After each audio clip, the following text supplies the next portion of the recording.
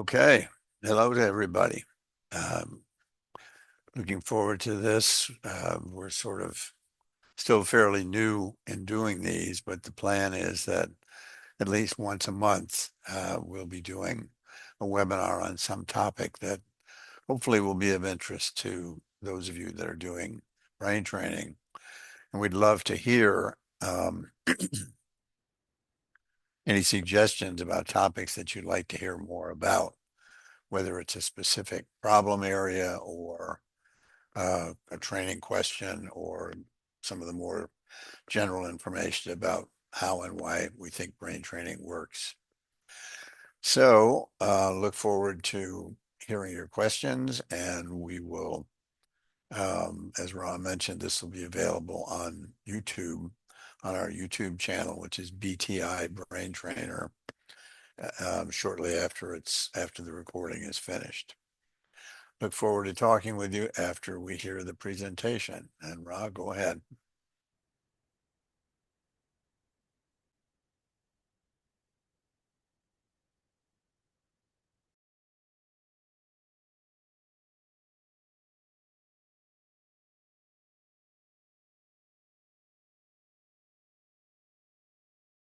Hi, I'm Pete Van Dusen, founder of Brain Trainer International. I'd like to welcome you to BTI's series on brain training neurofeedback, how it works, and how you can change the course of your own life by training your brain. If this sort of content interests you, subscribe, comment, and share. Today, we're going to focus on what just happens in your life, the automatic things you think, feel, and do or don't do over and over, even if you don't want to. You may not think of these things as habits, they're just part of your personality, but your personality can be seen as the sum of your habits. You probably have some habits that make your life easier, more successful, and satisfying. But you probably also have habits that limit you, things you do that you would change if you could, but you can't. You may not choose to believe your world is a dangerous place or consistently see yourself as a victim. You don't choose to be anxious, to speak or act without thinking, or to struggle to fall asleep. These things just happen. You don't control them, they control you, their habits. Today, I'm going to show you how those habits are formed and how you can change them in lasting ways. If you've ever sought professional help for any of these things, you probably have a name for your habit, a diagnosis. In most cases, mental health diagnoses are just descriptions of symptoms, not their causes. If you're nervous, you have generalized anxiety disorder. Have trouble paying attention? That's attention deficit disorder. It's a pathology. You're sick. You can take drugs or find a therapist, maybe change your diet, but the pathology model offers no cure. What if your symptoms, though, were habits rather than disorders? The difference is that if you're sick, you're helpless. Not your fault, but there's also nothing you can do about it. But if you have a habit, you can change it. In fact, you're the only one who can change it. Most of us have tried to change habit using mental or chemical tools. Why does the habit always win? Well, chemicals and psychology don't reach where the habits live. Habits are encoded in networks of brain cells activated by bioelectric currents. Fire the network and the habit replays. Since your brain is the library of your habits, let's start with an overview of what it is and how it works. First, when we talk about your brain, we're not talking about your mind. Your mind is not your brain. It's your awareness of your brain and a specific way of using it. Your thinking, learning, talking, conscious mind is an important tool. It can be trained to organize, plan, communicate with language, calculate, and much more. What your mind can't do is to control what just happens. No matter how often you make up your mind to change a habit, you rarely succeed. Thinking uses your brain, it doesn't change it. But changing your brain can change your mind. So let's take a look at your whole brain, considered by many to be the most complex, chaotic network in the universe. The first brain we'll look at is probably the one you know best. It's a physical organ that lives in your skull at the top of your spinal column. We'll call that your geographical brain. When you see pictures of a brain, it appears to be a single thing, like an image of the Earth seen from space. But in fact, it's made up of hundreds of interconnected subsystems, like countries, states, and towns on Earth. At the back and bottom of your brain are the set of primitive structures called the reptilian brain. You literally share these same structures with all vertebrates, from reptiles to humans. They handle largely unconscious survival tasks like breathing, balance, physical functions, and so-called instincts. In front of and above this is another set of structures called the mammalian brain, because we share it almost unchanged with all mammals. Its functions are largely subconscious, such as emotions, memory, control of information flow, and emergency response. It manages your hormones, and, as I'll propose later, it acts as an antenna. In other words, your human brain is literally built on a pair of much older brains you share with millions of years of natural ancestors. But even further forward, and on top of these shared brains, you have a new set of structures called the cerebral cortex. It's a quarter-inch thick sheet of neurons connecting side to side in 6 layers and up and down in columns. That sheet is crumpled and folded over the older brain beneath it, like bark on a tree. It literally creates itself. The cerebral cortex contains about half the neurons in the whole brain, suggesting it may be more oriented toward processing within itself than the older brains. It's the home of the conscious mind. It seeks to control and to understand its environment rather than simply being aware of it. The cerebral cortex can be divided into hemispheres and specialized lobes for tasks like sensing, motor activity, language processing, and more. When you picture the brain, you probably visualize the cerebral cortex. Your geographical brain marinates in a soup of neurotransmitters, neuromodulators, hormones, and more. We'll call that your chemical brain. Brain chemistry is incredibly complicated and constantly changing. It's different in different parts of the brain at the same time. Brain chemicals interact with electrical pulses to pass messages, like a relay race of electrical runners passing chemical batons. Chemistry is the focus of the Western medical establishment and pharmaceutical industry. Medical doctors prescribe chemicals to change what just happens. You may have heard that your diagnoses are the result of so-called chemical imbalance in your brain. In fact, however, doctors have no way of testing to see what chemicals are out of balance because they can't really tell what the balance should look like. In practice, they select a drug based on your symptoms. You try it and see if it gives you any relief and what side effects it has. Often one or more drugs will be added to the first one, either because it didn't work very well or to try to reduce side effects. Manipulating your brain's chemistry is unpredictable and invasive. Worst of all, once you start taking these drugs, it can be unpleasant and even dangerous to terminate their use. In the end, there are no chemical cures for undesired feelings or reactions. Drugs may help you live with the problem, but they can't help you live without it. When you die, your geographic and chemistry brains remain and can be studied. But what we're going to talk about today is a brain you may never have heard of, even though it's the most important one you have, your energy brain. When the bioelectric storm of your energy brain blinks out, you are gone. It is you, and it can only be measured, studied, and trained when the brain is alive. Why is your energy brain so important? Well, first, energy controls chemistry. Second, it's the focus of your mind. Third, it's where your habits live. And fourth, it can be measured and changed non-invasively. Your geographic and chemical brains are material. They're contained in the skull. They connect with your body. But your energy brain is not physical. Just as a magnet projects an electromagnetic field beyond the limits of the physical magnet, your energy brain is a field which is not strictly contained in your skull. It's able to resonate with other fields and actually connect you with the natural world.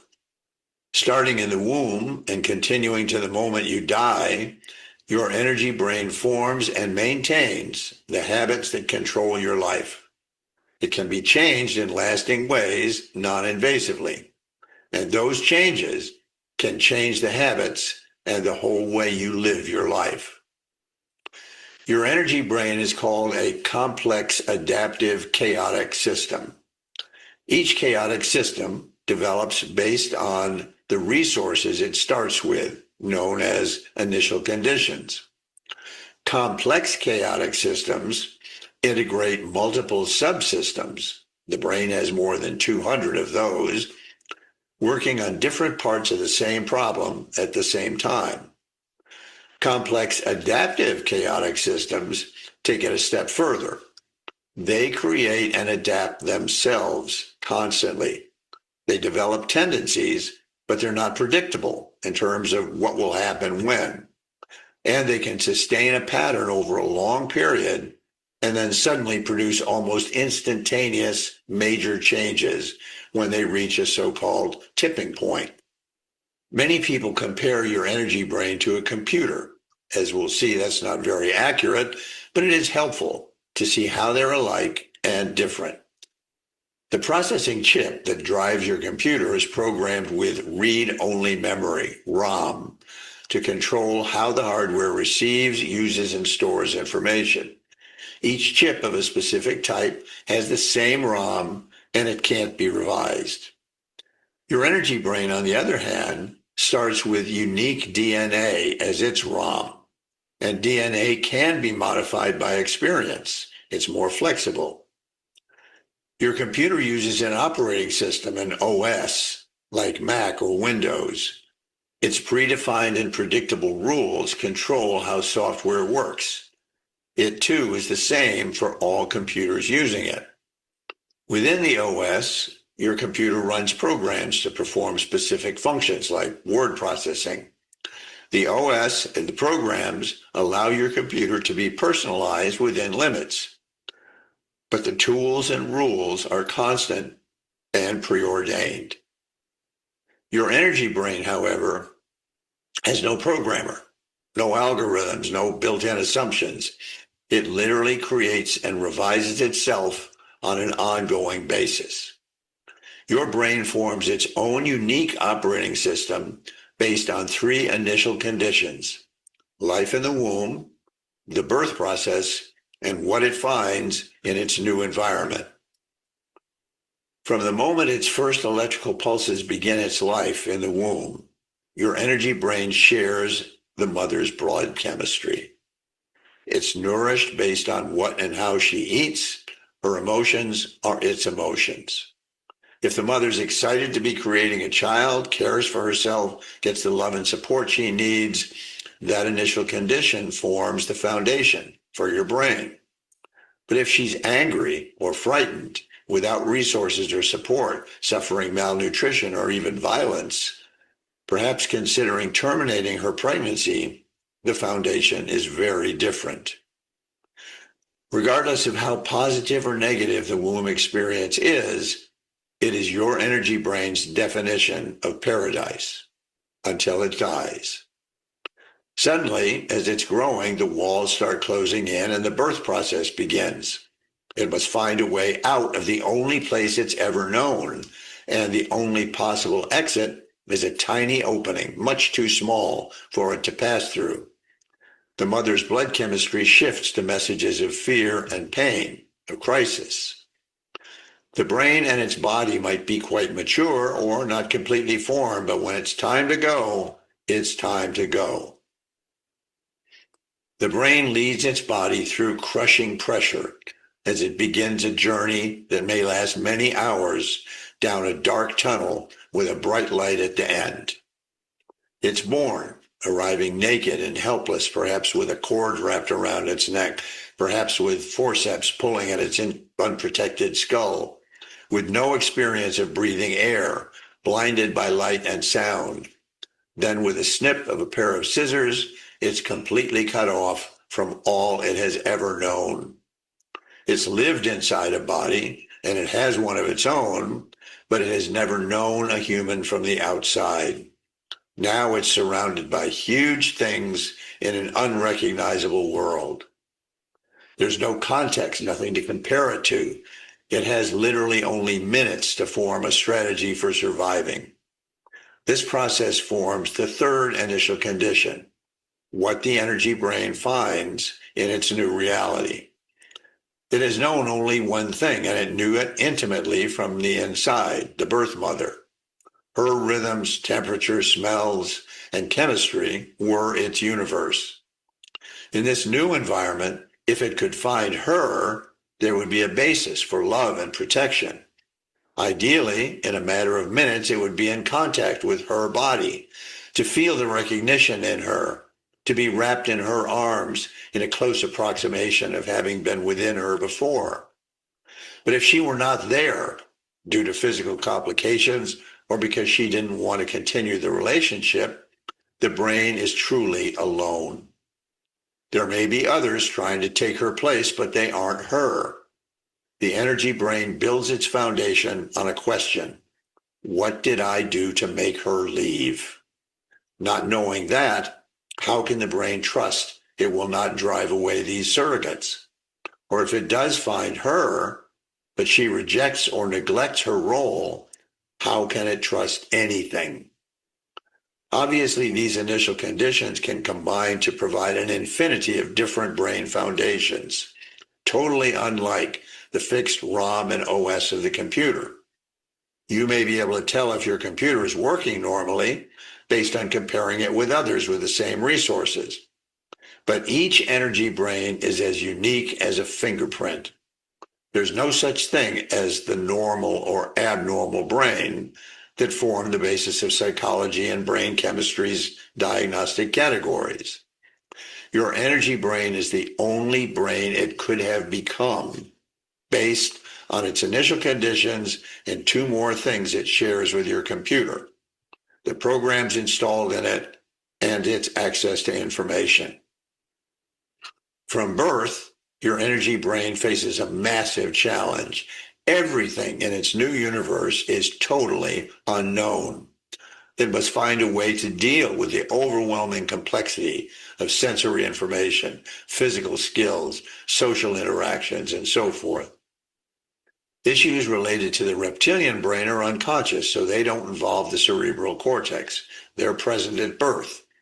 All the rest must be programmed into energy patterns. Your energy brain develops programs like software engineers do for your computer. It identifies categories and resources available for the work. Different strategies are tested, and the best ones are selected and encoded as defaults, so they perform quickly and automatically. They just happen. Your energy brain develops and comes online from the back to the front and the right to the left. Sensory processing areas are in the back of the brain. Motor control is managed in the front. Children can recognize sensory material long before their new bodies gain precise motor skills. The right hemisphere, the prey part of the brain, focuses on awareness of threats and opportunities. It's also involved in testing new options and seeking ways of distinguishing how an individual case differs from the category. It sees things in more complex ways. The left hemisphere is the predator side. It decides what it wants and pursues it. It's where the brain maintains its rule book adding new strategies as they're decided. Everything about how you experience, understand, and respond to your universe is encoded in patterns that become the programs in your energy brain. These patterns can be measured as electrical signals. More importantly, they can be changed by training.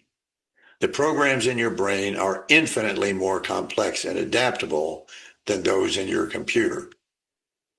Well, both your computer and your energy brain are systems to process data. So their access to information is a crucial part of their usefulness. What makes a computer most valuable for most people is its ability to connect to a huge field of information. If you could only access information stored on the computer's hard drive memory, its value would be much less. Via the internet, though, the computer can access a massive external data field called the cloud.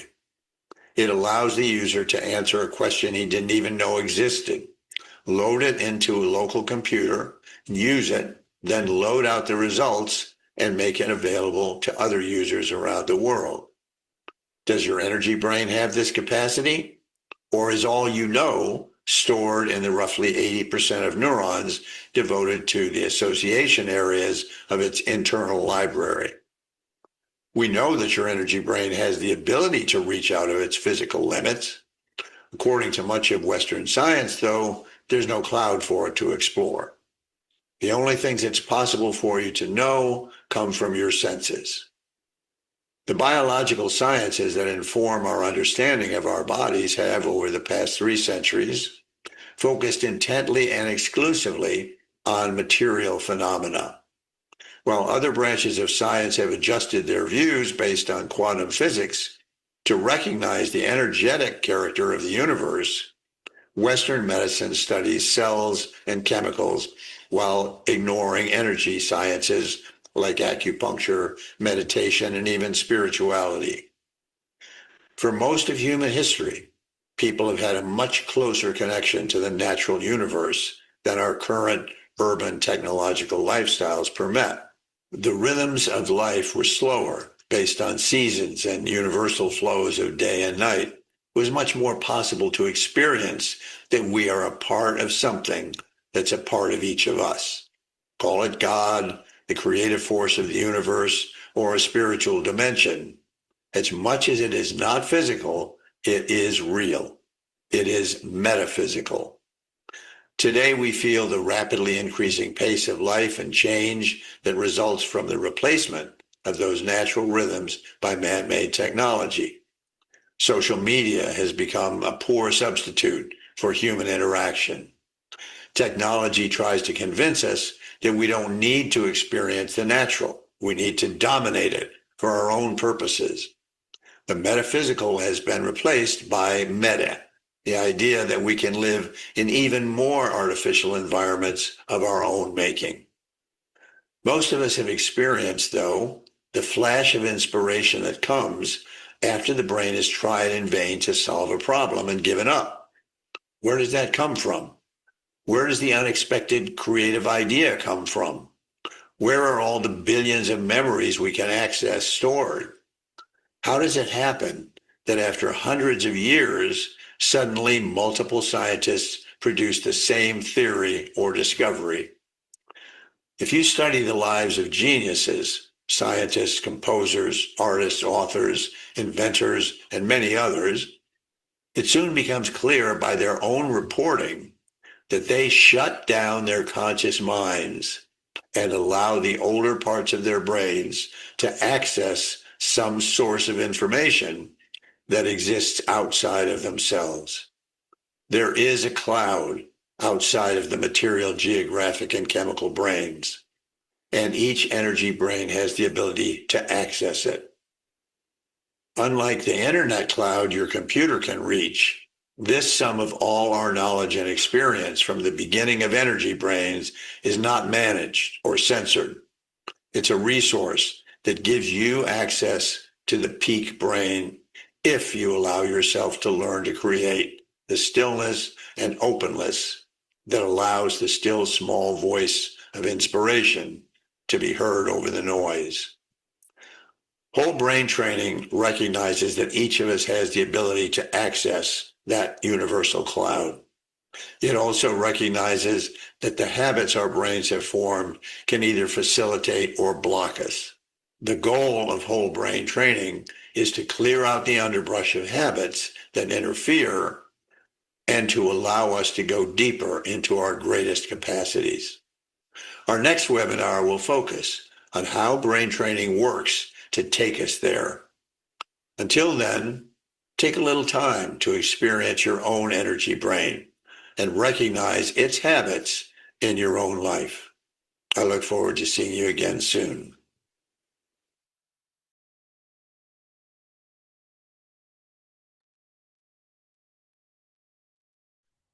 Okay. Um, Thank you for watching that. Hopefully it was of interest to you all and maybe raise some things that you hadn't thought about before. Rod, do we have any questions to start off? No questions. Good afternoon, Pete, and that was so good. Thank you. Good. Use the chat if you have any questions for Pete. We have a question about brain training. Okay. Here's one. How about connecting to the metaphysical through brain training, peak alpha, etc.? And how about the aging brain? Yeah, well, basically, there is a state that we recognize as the peak performance state, the zone for action things that we do, playing sports, performing music, and things like that, that involves the ability to get into a synchronous alpha state and in some cases synchronous alpha and synchronous gamma. There's also the what's called the theta alpha gamma sync, which connects the front and back of our brains that allow us to stop doing things and become aware of ourselves, of how we interact with other people and things like that. There is SMR, which is a frequency that is a kind of alpha for the body in that it allows us to be calm and still and relaxed, as well as other things.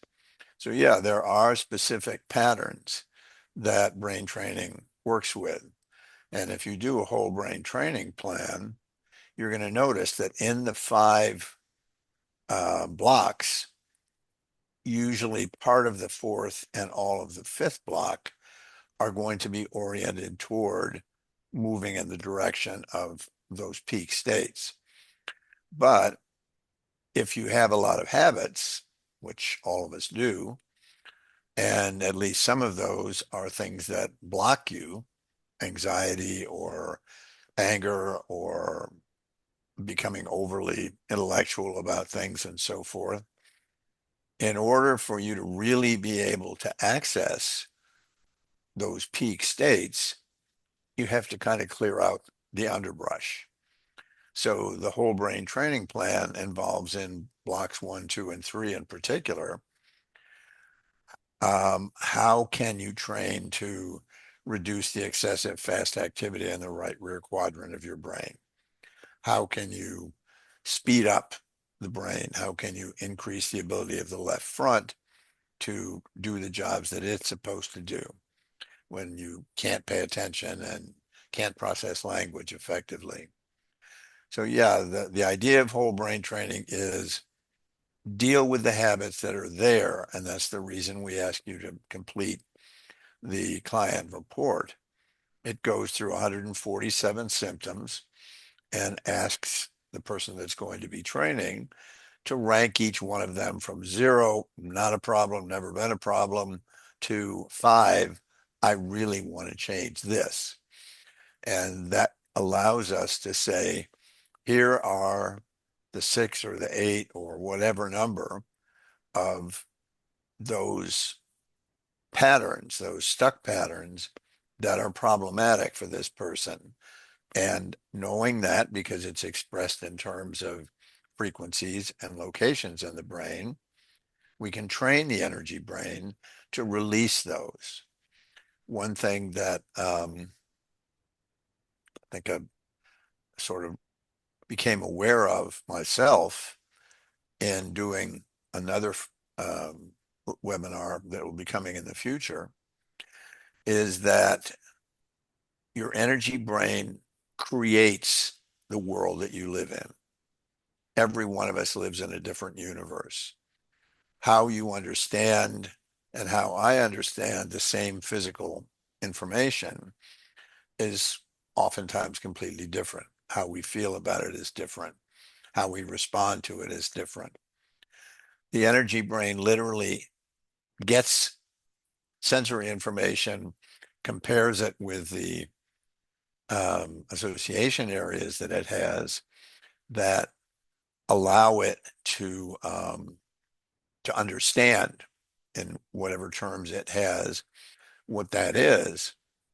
But then it makes its own choices about, usually based on habits, about how I'm going to respond to those things. So the energy brain is aware of everything, controls everything. In fact, there's only one thing in the universe that the energy brain can't see, and that's itself. So what neurofeedback is, and brain training, whole brain training is, it's a mirror that the energy brain can actually see itself, focused on a particular thing that it does, giving it the opportunity to try new things, to shift into different patterns, to release the pattern that is the habit that's blocking you and establish another one. And it also does that, whole brain training does, by accepting the fact that all of these things combine into a homeostasis. That's why the patterns stay so stable over a long period of time. So by training the whole homeostasis, by training 6 or 8 or 10 different patterns in a circuit, we're able to literally move the homeostasis. And the fact that you're practicing going into an alpha theta state or going into an alpha synchrony state in each one of those circuits allows that to become more important and more easily accessible to you. Sorry, that was a long answer, but it was a real good question. And a question here, the whole brain training program is done through a brain map, yes? It's done through an evaluation of the patterns that exist in the brain. It's different from the QEEG, which in a sense starts off with the idea that there is a normal brain. And that if we can just create averages and standard deviations for energy patterns in that brain, then we can say, oh, this is abnormal because it's more than X number of standard deviations from the mean. But we don't use that system because the idea of using statistical techniques is based on the assumption that you have a normally distributed data field. And chaotic fields are not normally distributed. So by definition, there is no average brain. Therefore, what we look at is the work that's been done by clinicians, not necessarily academicians, but clinicians over the last 30 years who did a different kind of research. They used the QEEG and they gathered the data about the brain activity from, let's say, 10 anxious people. And rather than comparing them one at a time against a database, they created many databases of anxious people. And then they were able to use analysis of variance to compare this mini database with the big database, which invariably leads to identification of what we call markers. For example, anxious people are very commonly going to have much faster right hemispheres than they have left hemispheres, either because the left is very slow or the right is very fast. And that is almost never found in the people who are not anxious. So if you see that pattern, you can, and especially if the client says, I want to change anxiety, I want to stop being so anxious, then we know where that pattern is, where it's strongest, which frequencies is it using, high beta, is it using regular functional beta, and so forth. And the training plan can be specifically targeted to that individual brain. There are 23 or 24, I believe, of those patterns right now, but they're added every time we find a piece of research that identifies more markers. Some brains just don't seem to produce much energy. What would be a neurofeedback approach to restore a spent brain or increase energy production? Um, I would say the first thing is if I'm seeing extremely low amplitudes, I would want to check my connections. Um, if the brain is functioning, it's producing energy. If you have the younger a person is, the more is produced, and also because the skull is not completely formed yet, the more comes through and is readable. So activation and EEG for children and adolescents is much higher than it is for older people. And the question was asked, the last question was also mentioned, the issues of aging.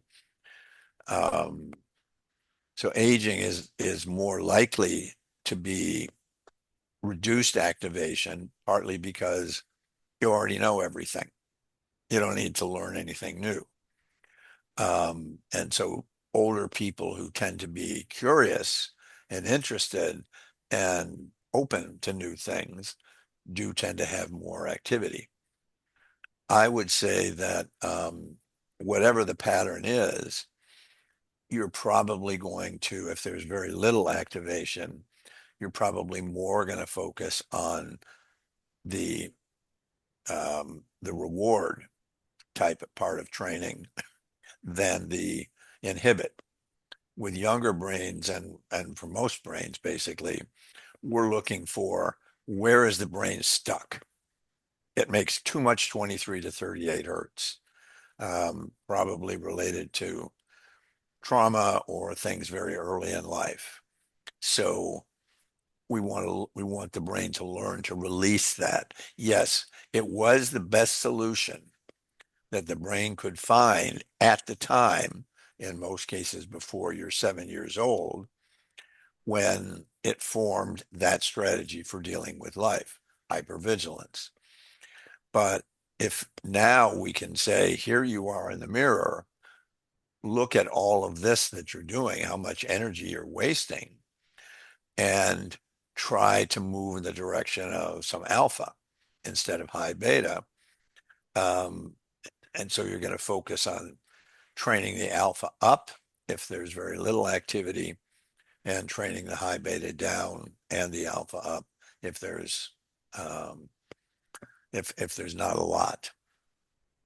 Hope that answered the question. Okay. We have one. I am a lay trainer and am having trouble getting the electrodes to connect through hair. I wondered if the foam part of them can be disrupted through absorbing too much salt, or if the electrodes get corroded. Is there a way to tell why they aren't connecting well? Yeah, one of the issues, the sort of the price of not having to clean the electrodes is that when you use saline, is that there's a tendency for the saline to end up degrading the metal. So I'm not sure what our recommendation is now. I would say I usually switch out um, my electrodes after 3, 4, sometimes as long as 6 months, depending on how much I'm using them. Um, that certainly is one possibility. The other one is just that getting the connection through hair, depending on how the hair is and how much there is, a lot easier for me now than it used to be.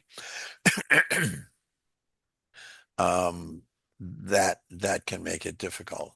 But if you were getting a good signal before, and now it's difficult to get a good signal, I would usually expect that it's going to be the electrodes. And certainly contact support at Brain Trainer, brain-trainer.com, and check it out with Karen. She can take a look at what your signals look like and usually tell you a lot about what's going on. Some practitioners limit training to 3 to 4 times per week. I understand the BT cycles are more or less for every day. What is the best frequency of training? That's sort of one of the $64,000 questions of neurofeedback. I would say less than 2 times a week is probably going to be either an extremely long or not very effective process. It would be like going to the gym 1 time a week and expecting that you're going to end up looking like Arnold Schwarzenegger. The the idea that you can train or you could train, and I've done this 2 times a day, morning and afternoon, 5 or 6 or 7 or days in a row or more. That's very attractive to some people because it increases the intensity of the training, and maybe it's a little bit harder for the brain to ignore it. There's no reason you can't do that. My concern with that is if I were going to do that, I've only done it when I had people coming from far away, so so that we really couldn't do something that was more logistically feasible. But I would do it for maybe a week or 10 days, like 2 times. 10 days would be 2 times through the circuit, and really kind of knock the brain off its feet. And so it gets back up again and starts establishing new patterns more easily. But then the thing I've found with this systems that did,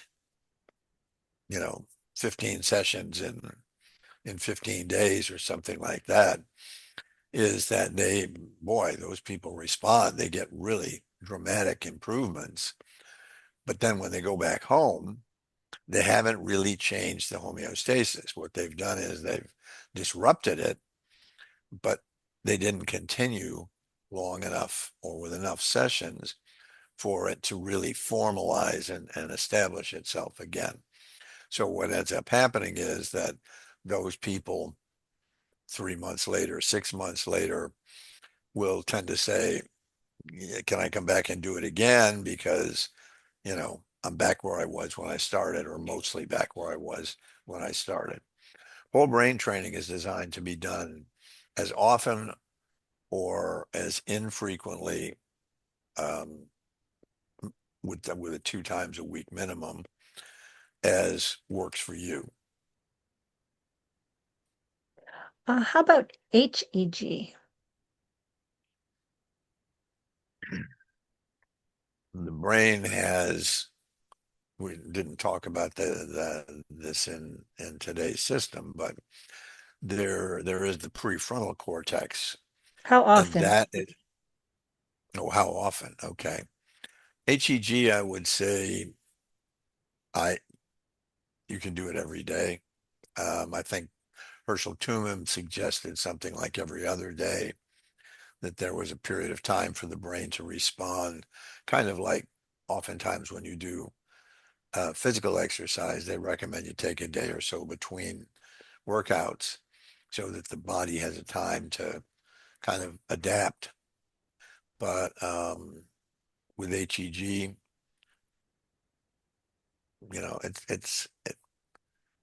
I do it probably in the morning when I get up, and I might do it 4 times a week, 5 times a week. Um, and I don't think there's any reason you shouldn't do that. If you're only doing it once a week or you're doing it inconsistently, then just like any other aerobic exercise, and that's what HEG is, it's not going to have the same effect that it would if you did it with some consistency. Do you use photobiomodulation at all to affect brain states? I tried it when I was in Atlanta. It was very hot at that time. And what I found was sort of like the intensive training that when I turned the flashing lights on and I had an EEG that I was training that I was tracking, there was definitely a response. The brain will respond because it's getting, all of the sensory information is basically pulses, and it's all coming in at the same rate, visual, auditory. So I've found that, it was helpful in terms of a person, for example, who never paid attention, had no idea what that even felt like, perhaps to feel what it was to pay attention. But the analogy that I ended up using, because photobiomodulation or light sound or whatever you call it, entrainment, is something which, if I were going to school and somebody drove me there every day, I would always get there. But if that person wasn't available and I had to go by myself, I'd have no idea how to get there. And that's the problem that I see with it. For some people, I see people that are using that kind of technology for years and years and years and years. They use it like aspirin for a headache. I feel anxious. I have to do some alpha entrainment or something like that.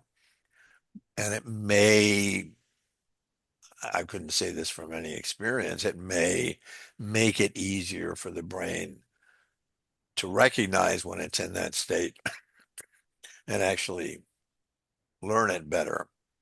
But to me, it's just an additional thing. I'd rather take the brain and say, hey, you set this up.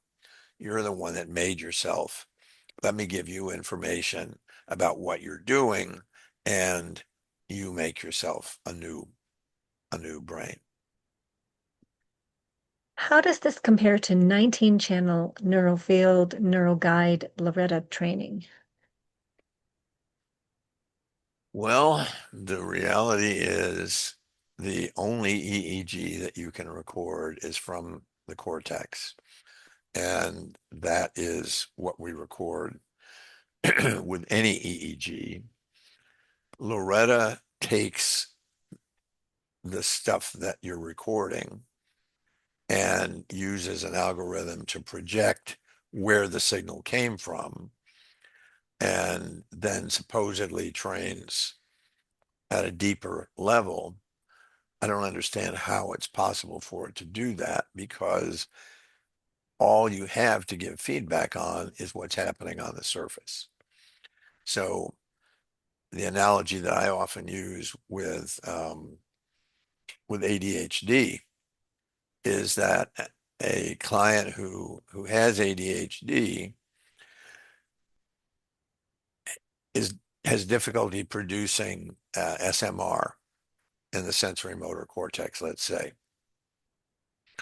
I don't care that the theta that we're seeing doesn't really come from the cortex.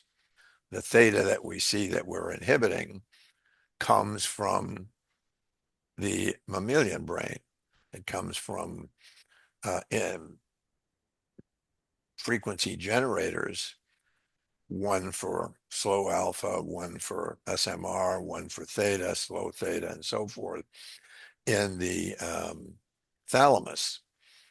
So I can't train the thalamus because the thalamus doesn't produce EEG, but I can train CZ because the thalamus comes to the surface there and I can see, is it producing a lot of theta or is it producing SMR? And so, and so the analogy that I use is that if you had a puppy and you put a blanket over it, it was on a table, you couldn't see the puppy anymore, but by watching the blanket, you'd be able to tell what the puppy was doing. And that's really kind of the way I see standard EEG. I definitely recognize that there are people who've made it much, much, much more complicated. And whether that has any positive outcome differences, I don't know. I do know that, gosh, I'm forgetting his name, but the clinician from Utah, the University of Utah, Corey Hammond, who has been through and down into Z-score training and so forth, more recently now says there's no evidence that he's ever seen that the more complicated you make the training, the faster or better results you get. So you're still, if you train 2 channels, 1 channel, or 4 channels, you're probably going to get very, very good results. Whereas if you're training 19, from the point of view of feedback, you can't possibly give feedback on 19 channels. So basically what you're saying is, this is the place that I want you to go. The brain doesn't identify it, you do. And you say, this is what I want you to do. And when you've done it, when you're doing it, you're going to get feedback. But as far as, for example, knowing I have too much high beta and I actually brought the high beta down and actually got the SMR up, that's much easier to do with 1 channel, 2 channels, or 4 channels. So our goal from the beginning with whole brain training with Brain Trainer International has been to make very sophisticated, very powerful, individualized training available to anybody that wants to do it at as reasonable a price as we possibly can and as simple to use as we possibly can. So I would say I've never gone off in that direction very far.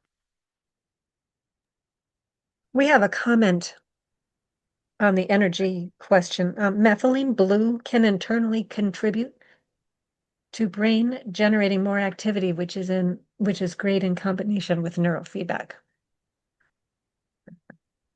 Okay. Do you have any book suggestions for further study?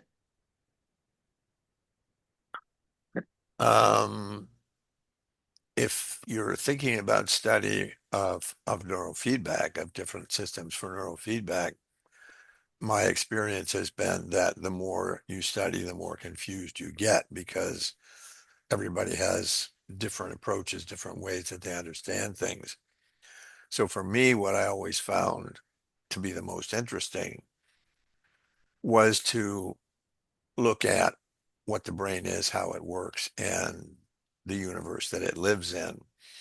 So there are 2 books that I often, or I guess they're books. The first one is for sure.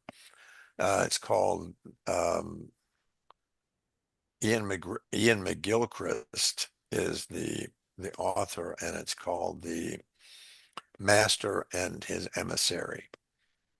The first half of that book gives you an incredibly detailed and very scientifically up to date description of how the brain works and how it works together and a whole bunch of stuff like that. But the guy who was a PhD and an MD is able to make that understandable. So it's not something like some of the books that I've read. Um, Literally, I can read like 3 paragraphs and I have to stop and think about it for a couple of days. So that's a great book if you're interested in understanding the brain and particularly understanding left hemisphere and right hemisphere. His approach to that is something very unique. Makes tremendous sense. The second thing is that there is a guy named Rupert Sheldrake who has a book called Morphic Resonance. And morphic resonance is sort of what a really good explanation of the concept of that, the cloud that I talked about. There is a field he uses, for example, that how do birds know that they're supposed to fly south on a certain date to a certain place if they aren't with mature birds, which they still can do? They're getting the information from somewhere. If all of what we know and all of our information is stored in our heads, then it's hard to imagine that we would be able to do much of what we do. And so it makes sense to me, given that this is an energy universe, that information would be stored kind of like it is in the cloud, and that the brain would be able to access it if it's able to shut up. If you've ever had a problem that you wanted to solve and you thought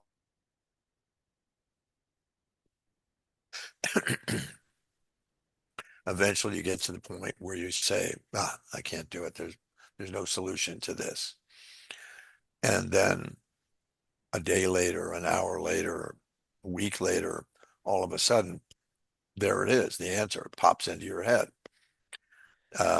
I believe that that means you've closed down the left hemisphere, which when people hear about the master and the emissary, they think, oh, the left hemisphere is the master. And McGilchrist says, no, that's backwards. The left hemisphere is the implementer. The right hemisphere is the one which is able to access information. It is much more aware of the world around it in a much more complex way. And it's oriented toward novelty instead of rule books. So I would say both of those books are books that have had a major impact in terms of my understanding of things. Could you comment on how to use caffeine in the context of brain training? Um, I don't drink coffee, so I may not be the best person for that. I drink Coke. If you are, if you're working with someone who has difficulty, well, first of all, my preference is not to use outside stuff. So if the brain is able to learn to concentrate without drinking more coffee or something like that, then that's ideal. And I've had clients who literally say around 13, 14 sessions would say to me, oh my God, I just paid attention. I've never paid attention in my life. I thought I was, but I wasn't. And with the training that she'd been doing, she suddenly was able to experience that. Her brain had been there before, but the brain in that case and in many others is it passes through the state very quickly of being able to pay attention. It can't sustain it.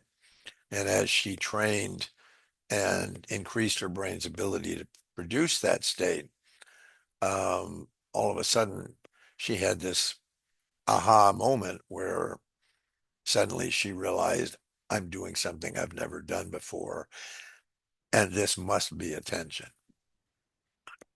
So, if caffeine helps somebody with that, that's good. Um, but then I don't know. That If they're gonna, that's just my philosophy. if a client is going to drink coffee, do you want them to train before they drink it or after? Yeah, I would probably say try to do it before. I used to when people were using Ritalin back way back in the 90s. I would tell people, let's get your session early in the day. Don't give the Ritalin. Bring it with you. We'll do the training session, and then you can give the Ritalin. And by the time you get them to school, they'll be kicking in. Karen says caffeine reduces alpha activity. Yeah, it definitely pushes beta. Is there a best time of day to train? I would say probably no, because it depends. Everybody's training different stuff. If I were having a lot of trouble with sleep onset, I've told people before, do your training at 8 o'clock at night. Just do some SMR training and then go to bed. And the chances are you'll fall asleep a lot faster. But I've had people that trained at 10 o'clock in the morning for SMR and still had that effect when they went to bed that night. So one of the benefits of home training is that you can train anytime that works for you, and you can train as often as works for you and so forth. If you're working with a clinician, there are special benefits to that. But there is the additional logistical question of how does my schedule and the clinician's schedule link up? And, it's just different. Have you seen this put autism in remission or help relieve symptoms?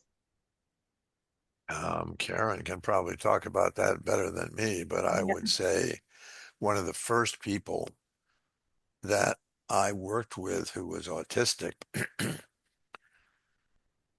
was, I think, like 8 years old, 7 or 8 years old. And I was doing a course, a master's psychology course at the University of Georgia. And we had the people who were in the course were each responsible, because it was going to be hands-on, to choose a client and then do the assessment and do the training plan and then train it and then report at the end of the quarter on how that had worked out. And one of the people came up to me and said, I'd like to use my son as my client. And I said, that's great. That would be terrific. Fine. And she said, he's autistic. And I said, wow, you're you're diving into the deep end of the pool there. That's more complicated training. Not necessarily more complicated, but logistically, again, it can be to get started, especially. But since you're going to be doing it at home, he doesn't have to go anywhere. He doesn't have to sit in waiting rooms and work with people he's never seen before and all that stuff. So I got them a training system that they could use at home instead of the ones in the lab that the other students were using. And at the end of that quarter, and I went to her home and installed it, so I saw the child, and he was definitely in his own universe, and he was, he knew I was there, but he's kind of watching me around the corner. And at the end of the quarter, when we did the summary, the reports, where you got up in front of the whole group and reported, she brought her son with her, and he sat on the sofa with her and two other people. And he actually paid pretty close attention to the first presentation that was done, because I hadn't realized who he was. So then I had him and I had his mom get up to do her presentation second, so they could leave early if they wanted to. And he went up with her and helped with the presentation. So, I mean, and that was a person who knew nothing about neurofeedback was just doing what the training plan said. Um, Certainly, Karen has worked a lot. Mark Darling has worked a lot. There are people who've specialized in autism, and I would say it's not a remission. It's a change. It's a change in the brain. The autistic brain kind of further out from ADHD on the same continuum starts off unable to screen.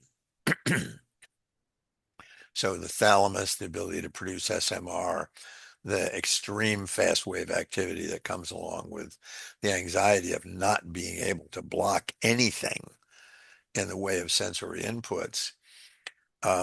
If you can train that and allow the brain to start to learn to do that and change it, that's a game changer, because now all of a sudden I don't need the wall. I'm actually able to pay attention to something, maybe not great, but better than I ever could. And then as you continue to develop that, you can start increasing your decreasing the amount of anxiety, increasing the ability to process with language, especially to understand and work with others and stuff like that. So I would say it's not short. I mean, where I would say for most people doing brain training, you might be looking at 25 to 40 sessions to reach a place where you've established um, you've established your new homeostasis. Where with autism, it's like you're going through layers, like peeling an onion. So you train one layer. When that stabilizes, then you can get to the next layer, then you can get to the next layer, and so forth. Okay, I think that's it for the questions. Somebody was having trouble with the audio. The YouTube replay will have audio.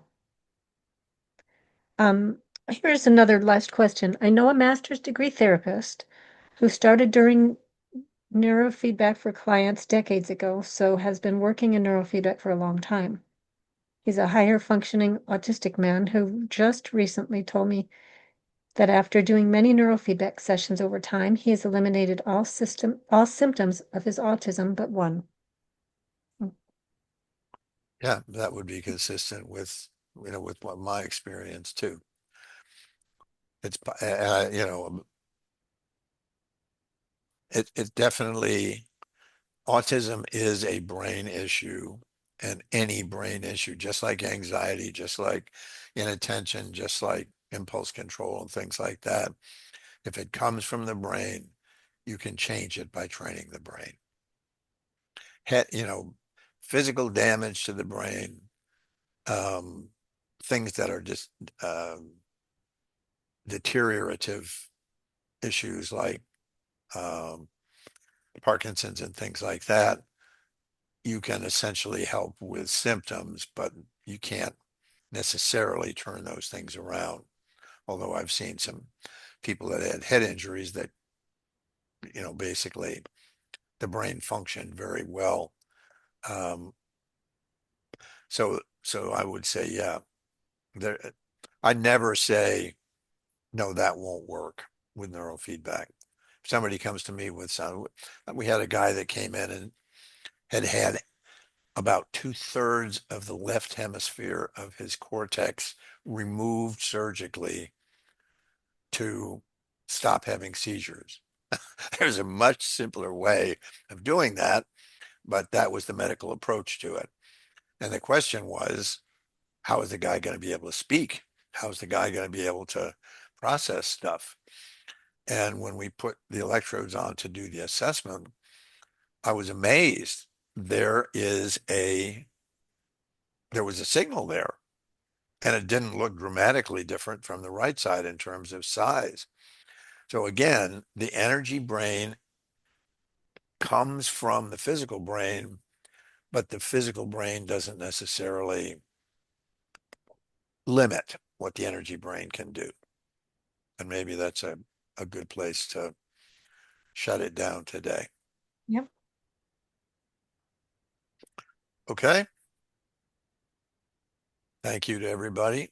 And hope that you'll found this one useful. And the next one is going to be much more related to specific frequencies and what we call frequency state relationships. So if that's something that you're interested in, come back at the end of October and we'll do that one. And then we'll do one on sleep, and we'll have a series of them.